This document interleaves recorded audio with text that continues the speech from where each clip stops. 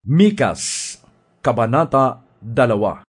Kakilakilabot ang mangyayari sa mga hindi na natutulog dahil sa pagbabalak ng kasamaan at maagang bumabangon upang agad itong isagawa sa sandaling magkaroon ng pagkakataon.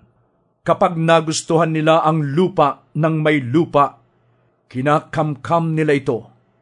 Inaapi nila ang mga tao sa pamamagitan ng pandaraya upang maalipin nila ang pamilya ng mga ito at masamsam ang kanilang mga ari-arian. Kaya nga, sinasabi ni Yahweh, paparusahan ko ang sambahayang ito at walang sinumang makakatakas dito. Hindi na kayo muling makapagmamataas pagkaraan ng araw ng inyong kapahamakan. Sa araw na iyon ay kukutsain kayo ng inyong mga kaaway sa pamamagitan ng pag-awit tungkol sa inyong kasawian. Ganap na kaming nawasak.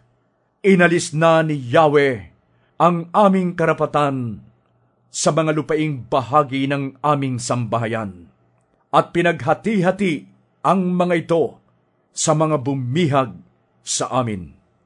Kaya't kapag dumating na ang panahong ibabalik na ni Yahweh ang lupain sa kanyang bayan, wala na kayong bahagi dito. Sasabihin nila, huwag kang magpahayag, huwag mong ipahayag ang gayong mga bagay. Hindi kami ilalagay ng Diyos sa kahihiyan.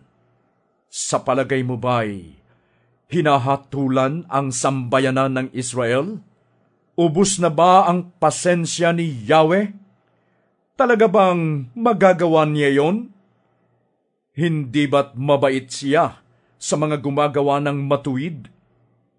Sumagot si Yahweh, subalit sinasalakay ninyo na parang kaaway ang aking bayan. Nagsisiuwi sila mula sa digmaan na ang akalay ligtas sila sa kanilang bayan. Ngunit naroon pala kayo at naghihintay upang sila'y hubaran. Itinaboy ninyo ang mga kababaihan ng aking bayan mula sa kanilang mga tahanang pinagyayaman. Lubusan ninyong pinagkait ang aking pagpapala sa kanilang mga anak. Maghanda kayo at umalis dito.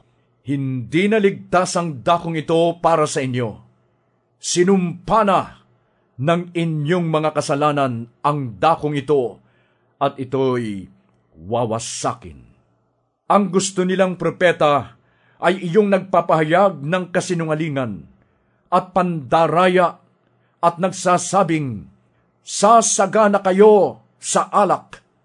Gayunman, darating ang panahon na kayong mga naiwan sa Israel ay titipunin ko. Pagsasamasamahin ko kayo tulad ng mga tupa sa kawan.